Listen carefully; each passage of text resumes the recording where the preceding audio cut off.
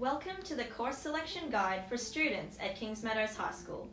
This is a guide for both students and parents, outlining the requirements of the course selection process. At Kings Meadows, we offer a wide array of subjects and are committed to preparing our students for 21st century learning. Part of the challenge is to plan and select courses that are of personal interest, academically rigorous, and that align with your future pathway.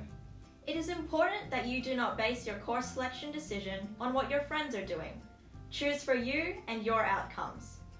Kings Meadows High School offers a broad range of subjects. You should actively seek advice from your parents, guardians, teachers, or mentors about what might suit you. Take your time in reading the course selection handbook and watching the instructional video provided for you in Canvas. If you have any questions, please refer back to the front section of the course selection booklet. Speak to your class teacher or contact the school. And remember, pursue your interests, broaden your experiences, and take on challenges with us here at Kings Meadows High School. Next year, grade 9 and 10 students will be given the opportunity to study 2 full-year option courses and 4 term-by-term enrichment courses. You are asked to indicate 8 subject choices in order of priority for both full-year and enrichment subjects.